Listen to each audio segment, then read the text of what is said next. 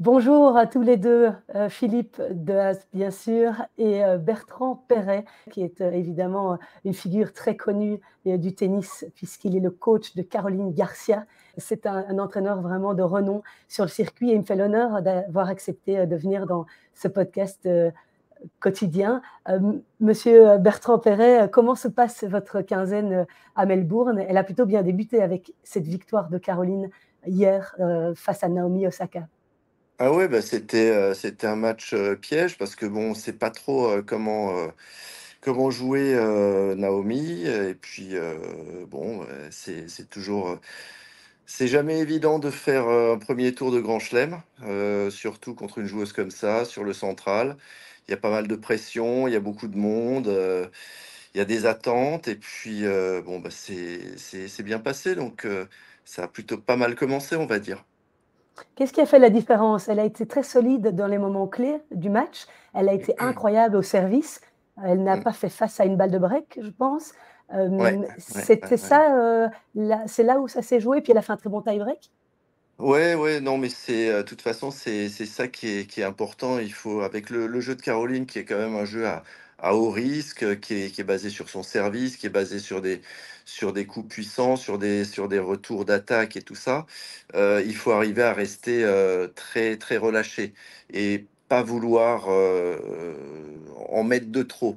Arriver à trouver le juste dosage et bon, elle a très bien réussi à faire ça. Elle est restée très calme du début à la fin. À partir du moment où je sais qu'elle commence à être calme, qu'elle commence à prendre son temps, à respirer et tout ça, ben je sais qu'elle peut faire des super trucs. Donc je suis content surtout par rapport à son attitude et au mental qu'elle a eu durant tout le match.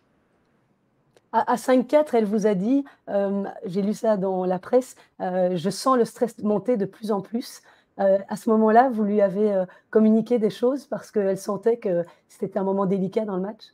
Ouais, bon, c'est toujours un petit peu les mêmes choses. On travaille pas mal sur le relâchement, sur la respiration. Donc, c'est déjà arriver à respirer un petit peu lentement et puis prendre son temps et puis rester dans le relâchement, ne pas vouloir de trop. Parce que dès qu'on veut de trop, et ben, on se crispe et puis on essaye d'en mettre un petit peu plus. Et puis, bah, le bras se tend un petit peu plus. Donc, c'est arriver à rester dans cette zone de relâchement et puis de prendre du plaisir un petit peu dans ce qu'elle faisait sur le terrain. Moi, j'ai une question, Bertrand. Oui, J'en ai deux. Je l'ai trouvé, parce que j'ai regardé tout le match, et j'ai trouvé particulièrement heureuse sur le terrain à un moment donné. Je pense qu'elle a même souri. Je la trouvais ouais. particulièrement à l'aise, etc. Mm. Euh, est-ce qu'il y a, il y a comme un déclic, j'ai le sentiment, non, au niveau de l'attitude? Est-ce que tu mets tout sur le fait de gérer un peu mieux, d'avoir un peu plus de relâchement, d'arriver à Ouais. gérer un peu ces crispations, ou Ben, il y a c'est aussi c'est ça, moi j'essaye un petit peu de la mettre dans les meilleures conditions pour qu'elle puisse déployer son jeu efficacement. Et c'est vrai que les meilleures conditions pour elle, c'est arriver à prendre du plaisir, c'est arriver à de temps en temps sourire un petit peu sur le terrain, ne pas se coincer et puis ne pas se frustrer. Être savoir un petit peu que bon, des fautes en tennis on en fait, mais bon, il faut arriver à les accepter. Et c'est un petit peu l'acceptation de faire des fautes à des moments de peut-être un petit peu moins bien jouer qui permet de trouver après ce relâchement, quoi. Et c'est vrai qu'on travaille pas mal là-dessus, même pendant les entraînements. On essaye d'être un petit peu plus relax. Vous avez dit que vous lui aviez demandé de ne pas en mettre de trop, mais c'est Ouais. contre sa nature. Ça, à Caro, elle aime toujours bien Ah ben, mettre de c'est pas l'intensité. c'est pas Donc, en mettre de trop par rapport à ses intentions. Les intentions restent toujours les mêmes. Les intentions, c'est toujours des intentions agressives. Mais c'est de pas vouloir de trop. C'est-à-dire qu'au service, ben, plus elle va penser à faire un ace, plus elle va se crisper. Donc c'est vraiment rester plus dans le relâchement plutôt que dans lui dire, allez, il faut que tu sortes un bon service, quoi. Je sais que si elle est relâchée, et ben, de toute façon, ça sortira. Et tu travailles ça que à l'entraînement ou tu utilises d'autres techniques, je ne sais pas moi, de présence attentive, de yoga, de respiration, ou c'est juste à Non, l'entraînement où tu insistes dessus? c'est juste pendant l'entraînement et puis dans la vie en général, quoi. Il faut arriver à des moments un petit peu à lâcher prise et puis ça fait du bien, quoi. Ça permet de se relâcher un petit peu dans la tête et puis à partir du moment où on est bien dans la tête et que tout est bien, relax et tout ça, et ben, il y a tout qui s'enchaîne. Elle a expliqué, avoir, complètement craqué, à quelques heures du début du match, qu'elle était en pleurs avant de monter sur le terrain parce que, elle avait, cette pression, sur les épaules. Mmh. Parfois, il vaut mieux extérioriser de cette manière plutôt que de tout garder à l'intérieur et Oui. de Ah oui, mal monter sur tout le à terrain. fait. Je sais, bon, ça c'est déjà arrivé plusieurs fois et c'est vrai que bon, bah, quand elle se relâche, quand elle parle et puis, quand elle pleure même, même avant un match, bah, c'est de bon augure habituellement. C'est finalement plus, un accompagnement au niveau du coaching, mental que du coaching tennistique, là où, votre défi est placé aujourd'hui parce qu'on sait qu'elle a été top 5 mondiale, donc elle est capable, d'arriver à ce niveau-là. Oui, oui, oui, c'est, bah, disons que il faut déjà qu'elle sache un petit peu où aller, au niveau de son jeu. Quels sont ses points forts, ce qu'il faut qu'elle continue à faire, même si c'est pas évident de temps en temps, même si, il y a il y a des phases difficiles ou sur les retours, c'est un petit peu compliqué, mais, qu'elle reste toujours sur son axe de tennis et effectivement après c'est surtout un travail, mental par rapport à ce qu'elle soit bien sur le terrain. Philippe, est-ce que vous échangez parfois entre coachs, sur, l'attitude à adopter, pour, accompagner ces joueuses, mentalement? Est-ce que vous vous donnez des tips, de temps en temps? Pas vraiment, parce que on est rivaux quelque part. Donc, alors Bertrand, on se connaît depuis longtemps et quand on se croise, on discute, mais on on prend des nouvelles plutôt à titre personnel. Après, on a chacun notre métier, on a chacun un joueur à gérer, on a chacun nos difficultés. Bertrand essaie de trouver Chaque les meilleures clés pour aider Caroline. Moi, je fais la même chose avec ma joueuse, mais je veux dire, l'objectif, c'est d'être le plus fort possible et malheureusement, d'être plus fort que chacune de toutes les autres. Donc, si Bertrand a des choses super intéressantes et qui marchent avec sa joueuse, il n'a aucun intérêt à les partager avec un autre entraîneur parce que ce n'est pas le but du jeu. Mais il y a beaucoup de respect, il y a beaucoup d'amitié parce qu'on galère. Il y a des moments où pour l'instant ça va bien avec Caroline. Il y a des moments qui ont été plus compliqués. Je me souviens avoir envoyé un message à Bertrand juste pour le soutenir parce qu'on connaît la précarité de ce job et c'est très bien et ça suffit. Je veux dire, après, chacun fait ce qu'il peut avec les armes qu'il a. Et puis voilà, c'est le jeu qui choisit d'où tombe, de quel côté tombe la pièce, j'ai envie de dire. Est-ce que vous avez l'impression que cette victoire, qui est une victoire, quand même, importante face à Naomi Osaka, c'était pas un facile premier tour, ça peut être un déclic, pour, un bel Australian Open? Ouais, c'est sûr que c'est toujours bien de commencer le tournoi avec une telle victoire qui était quand même, très médiatisée et c'est toujours bon de partir, sur une victoire comme ça.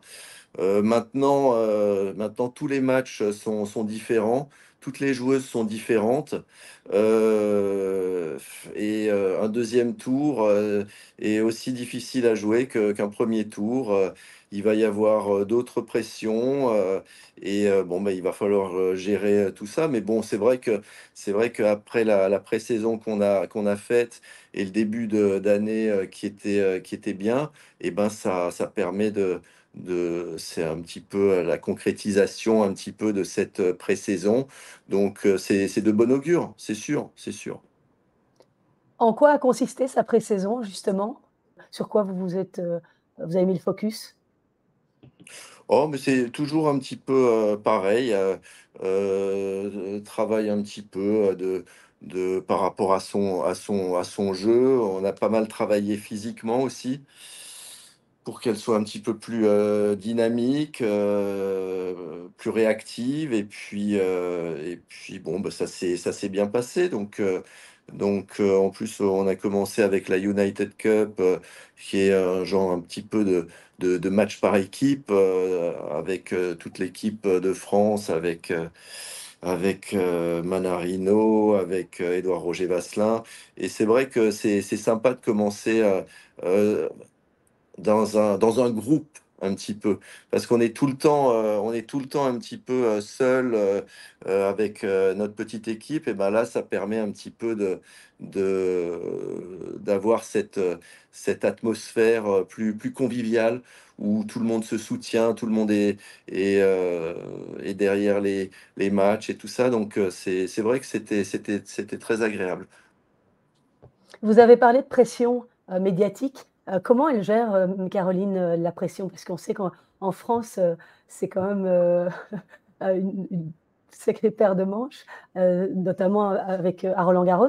Est-ce que c'est la pression médiatique qui a été la cause des difficultés qu'elle a rencontrées après son titre au Masters, ou est-ce qu'elle apprend aussi à gérer cette pression en tant que numéro 1 française?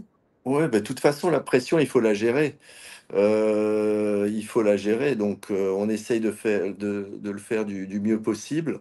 À des moments, c'est plus facile qu'à d'autres moments. Maintenant, c'est des joueuses qui sont dans le top 20, donc des gros matchs, de la pression, des grands cours contre des grosses joueuses, il y en a toujours. Maintenant, c'est arriver à gérer tout ça. Et puis, on essaye de faire ça avec notre team, pour qu'elle soit dans les meilleures conditions possibles pour pouvoir aborder chaque match.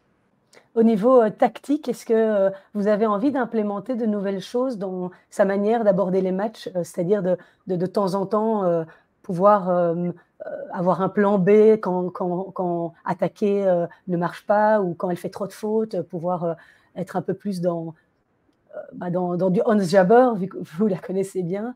Et, Ouais. est-ce que Ouais, toutes les joueuses ont leur particularité. Il y a des joueuses qui peuvent facilement changer de jeu, parce que c'est leur jeu de pouvoir un petit peu ralentir, changer de rythme et tout ça. C'est vrai que Caroline, elle a plus un jeu offensif, d'attaque, et c'est compliqué après de commencer à lui dire de commencer à rester au fond du cours. C'est un petit peu ce qu'elle a fait après la saison 2017, quand elle était déjà numéro 4 mondial. Et ben, elle a commencé un petit peu à changer son jeu, elle faisait un petit peu plus de fautes, donc on lui avait dit de reculer. Et puis en fin de compte, à force de reculer, et ben, on perd son chemin. Et puis elle s'est un petit peu perdue sur plusieurs années. Donc bon, oui, un plan B, oui, oui, oui, mais bon, à des moments, on n'allait pas demander à John McEnroe de jouer du fond du court quand ça n'allait pas. Je suis d'accord avec ça. Il faut avoir chaque joueur est différent. Il a des filières, il a des points forts. Et l'idée pour l'entraîneur, c'est de trouver les moyens à ce que le joueur puisse utiliser ses points forts le plus possible et le mieux possible. Après, à haut niveau, à très haut niveau, ben, il arrive que les adversaires arrivent à contrer le jeu du joueur. Et donc après, ben, il y a deux options. Soit on rentre dans cette possibilité de dire, bon, ben, mon jeu ne fonctionne pas, je vais essayer d'autres choses, mais il faut avoir les qualités techniques pour le faire, il faut avoir la gamme de coups à sa disposition, il faut avoir les compétences tennistiques pour le faire, et c'est très très compliqué. Je vois par exemple à très très haut niveau, ça va très très vite. Je vois, bon alors, moi je coach une fille qui n'est pas aussi bien classée que Bertrand. Minen, elle est 60 au monde, elle joue des tournois qui ne sont pas toujours les meilleurs tournois du monde, et elle a souvent des adversaires qui lui donnent un peu le temps de jouer. Donc, c'est beaucoup plus facile d'être très agressif. Caroline Garcia, Osaka, Sabalenka, toutes ces filles-là, elles prennent la balle super tôt, elles frappent très très fort. Et honnêtement, c'est presque pas possible de commencer à changer les directions, changer les trajectoires, Enfin, Ashley Barty y arrivait relativement bien, mais c'est presque une des seules. Mettre un petit slice de défense, enfin, je veux dire, tout ça, c'est très, très compliqué. Souvent, on compare le jeu des filles et des garçons, mais il y a certaines filles qui frappent plus fort que des garçons. Hein. Il faut en être vraiment conscient parce que les garçons mettent beaucoup d'effets dans la balle, les trajectoires sont différentes et donc le jeu change. Chez les filles, avoir un plan B, c'est pas toujours évident. Et j'entends ce que tu dis, Christelle, et je sais que pour Bertrand, à mon avis, la question, elle doit revenir à chaque fois parce que tout le monde se pose la question. Mais aujourd'hui, moi, je pense que la stratégie qui est la bonne pour elle, c'est celle qui lui convient. Elle a envie de jouer comme ça. Quand elle le fait très bien, elle peut battre n'importe qui sur n'importe quelle surface, dans n'importe quel tournoi. Il faut que Bertrand, le coach, travaille à ce qu'elle le fasse le plus souvent possible. Ça, c'est la stratégie et je pense que c'est la bonne stratégie. C'est ça le vrai défi, alors, Bertrand? Ah bah ouais, non, mais c'est totalement ça, hein. C'est totalement ça. Et surtout, arriver à prendre du plaisir quoi, sur le terrain. Parce que ça, c'est aussi la base de la réussite, c'est arriver à avoir ce plaisir de jouer son jeu, et je pense que c'est une chose qui est vraiment très importante, très Alors, importante. je pourrais parler avec vous toute la nuit, mais j'ai promis à Philippe que je me limitais à 15 minutes et ça fait déjà 17, donc je vais vous laisser aller. Je voulais juste peut-être, par rapport aussi à Hans Jabber que vous avez coaché pendant 2 ans, vous demander si vous pensez que 2024 peut être son année pour enfin remporter un tournoi du Grand Chelem, si vous la sentez capable de le faire. Évidemment qu'elle est capable de le faire. Elle l'a déjà prouvé dans le passé. Elle est capable de faire des finales et tout ça. Donc, si on est déjà capable d'aller en finale de plusieurs grands chelems, eh ben, on est tout à fait capable de gagner un grand chelem. Et Caroline, c'est aussi un objectif que vous vous fixez? Ben, c'est toujours les mêmes objectifs. Je pense que quand on est à ce niveau-là, si on n'a pas des objectifs élevés, et ben, c'est pas bon. C'est vrai que toutes les joueuses, ben, leurs objectifs, c'est d'arriver à faire, à briller et puis remporter un tournoi du Grand Chelem. Dans lequel elle a le plus de chance, selon vous? Elle a des chances sur n'importe quelle surface. L'année 2022, elle a gagné des tournois sur terre battue, en battant la numéro 1 mondiale, sur gazon, sur dur. Je pense que si elle arrive à déployer son jeu comme elle l'a déjà déployé, bon, tout est permis sur n'importe quelle surface. On verra ça. Eh bien, on vous le souhaite. En tout cas, son prochain tour, elle le jouera contre Magdalena Frech. Donc, on regardera ça, on suivra ça attentivement, Bertrand, et on vous souhaite beaucoup de succès dans cet Australian Open avec Caroline. C'est gentil, je vous remercie. Je vous Merci laisse quitter Bertrand. le studio, mais Philippe et moi, on va rester encore 5 minutes parce qu'on va parler de sa joueuse. Donc, je vous laisse partir si Ok, vous voulez cliquer sur quitter le bon, studio. Et merci et puis à, à bientôt Philippe, à demain sans doute. À demain. Ciao. Salut. grand Allez, merci, ciao, Bertrand. merci, au revoir. Au revoir. Voilà. Magnifique. Voilà. Merci pour ce bel invité, Philippe. C'est top, franchement, chouette. Allez, super.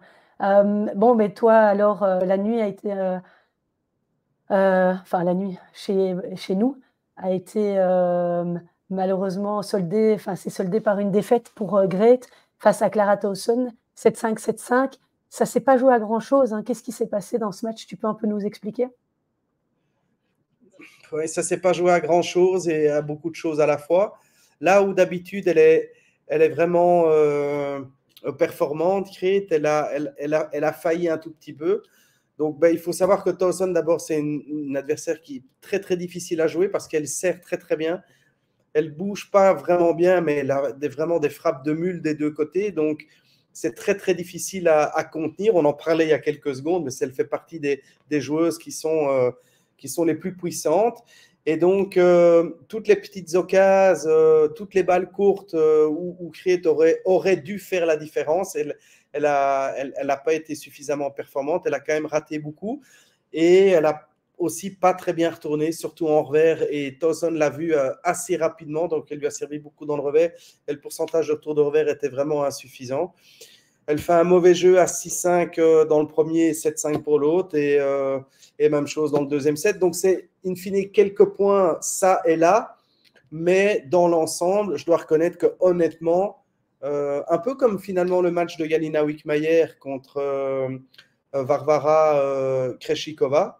Gracheva. Non, Gracheva, un peu comme le match de Janina Wickmayer contre Gracheva. C'était un bon match des deux côtés, mais l'adversaire était quand même un tout petit peu plus solide.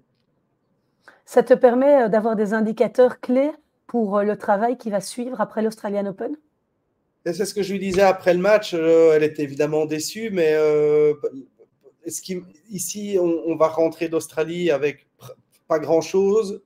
Enfin, en tous les cas, c'est ce qu'elle pensait. Moi, je ne pense pas tout à fait la même chose, mais ce n'est pas grand-chose en termes de résultats, parce que c'est 3 défaites en simple. Il ne faut pas négliger quand même la finale en double, mais on n'est pas là non plus comme, pour avoir un objectif sur le double. Mais quand bien même, c'est 3 défaites au premier tour, donc en termes de résultats, ce n'est pas bon. On ne va pas se cacher. Mais elle a gagné en expérience. Et je lui ai rappelé aujourd'hui qu'elle a fait une année 2023 sur le circuit ITF où elle a eu des adversaires qui n'avaient pas ce niveau-là.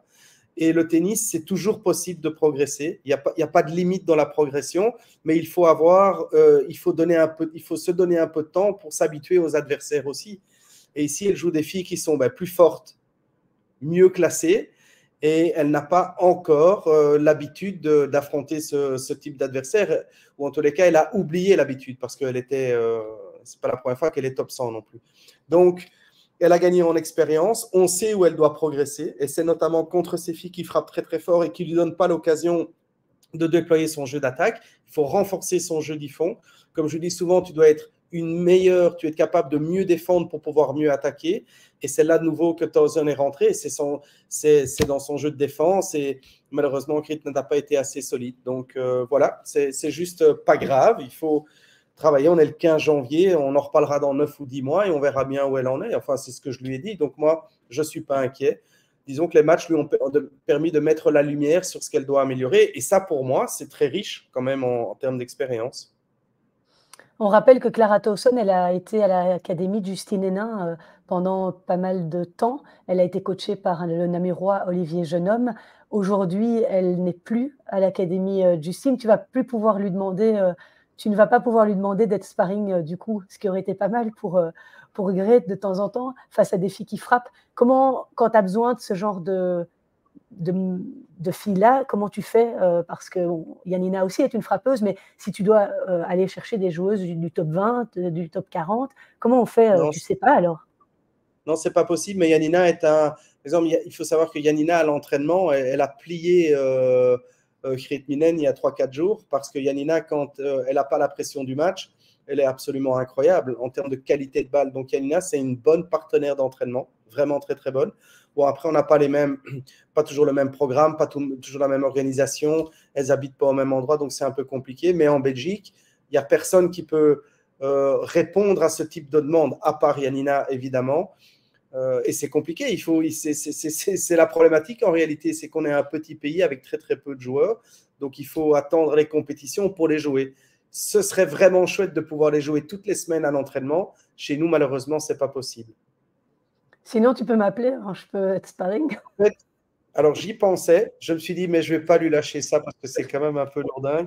Mais oui, je pourrais t'appeler si on met 4 murs autour du terrain. Mais alors, ça devient du paddle. Il y a des garçons qui pourraient jouer ce rôle-là. Il y a des garçons qui sont nettement plus forts que les filles. Tu ne fais jamais appel à des hommes? Si, mais la problématique des garçons, c'est que les trajectoires de balles ne sont pas les mêmes. Donc, les garçons qui frappent fort, ils font tous gicler la balle, ils font tous tourner la balle. Et donc, la balle, elle rebondit plus haut. Et les céderbons qui arrivent à hauteur d'épaule, etc. Et ce n'est pas le même jeu. Donc, il y a peu de garçons. Théo, qui voyage avec Reed, qui est son deuxième coach, il a cette spécificité. Donc, ça, c'est très, très bien. Parce qu'il est capable de frapper fort relativement à plat. Mais aussi, ce n'est pas facile de trouver un garçon qui est capable de s'adapter et de imiter, entre guillemets, le jeu des filles. Je le vois ici quand on demande à des sparring, parce qu'il y a des gars qui sont disponibles quand on ne veut pas jouer avec une autre fille et que j'ai envie de faire vraiment des trucs pour créer. Alors, je me demande à un sparring. Mais rien que sur le service, par exemple, quand on fait une deuxième balle de service, un garçon, il kick et ça monte très, très haut. Là où une fille, ça va plus vite, mais ça va moins haut. Donc, c'est déjà sur le retour, qui est le coup quand même vraiment un coup très, très important. C'est aussi compliqué. Donc, c'est un challenge quand même. C'est pas aussi facile que ça. Et sur un grand chelem comme ça, quand tu arrives de nouveau dans les tournois, dans les tableaux finaux des grands chelems, tu peux demander, solliciter des joueurs, des joueuses plus meilleures classées, ou est-ce que elles vont t'envoyer un peu bouler, ou est-ce que tu peux essayer d'approcher des filles du top? Si, oui, ça. Alors, moi, j'en connais quelques-unes, mais par exemple, j'ai demandé à Wim pour Osaka, mais bon, zéro chance. Les contacts que j'ai, j'essaye, et les coachs en général sont assez positifs, mais en général, ça ne se met pas, parce qu'il faut savoir, on en parlait avec Steve il y a quelques jours, que les têtes de série qui sont privilégiées arrivent, ils peuvent rentrer leur programme de la semaine, et ensuite, ils s'arrangent entre eux. Donc, les têtes s'entraînent avec les têtes, et ceux qui ne sont pas têtes de série, dans le fond du panier, ils arrivent, et qu'est-ce qu'ils font? Ils mettent looking. Donc, si moi, je vais m'entraîner demain à 11 h et que j'ai personne, j'arrive ce soir, je fais Minen plus looking, et le looking, ça va pas être Kazatkina, ou ça va pas être, je ne sais pas, Onjabber, parce que eux, ils font pas looking. Donc, ça va être une fille qui est une joueuse de double, ou quelqu'un qui est encore là et qui doit partir dans 2 jours après, j'en sais rien, ou encore quelqu'un qui est dans le tournoi, mais jamais, absolument jamais, zéro chance d'avoir une tête de série. C'est ce qui fait, je reviens dessus, mais c'est quand même intéressant de bien le comprendre, que le règlement, avec les fameux bails où on isole les têtes de série, qui gagnent plus de points, qui gagnent plus d'argent, qui ont des meilleures conditions d'entraînement, eh bien, cet isolement, finalement, il est présent même sur les séances d'entraînement.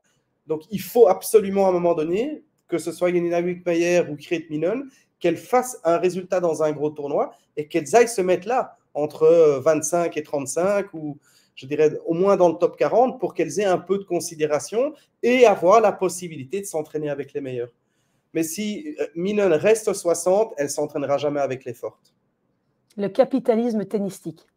Oui, mais c'est triste, mais c'est comme ça. Enfin, je ne sais pas si c'est triste, mais...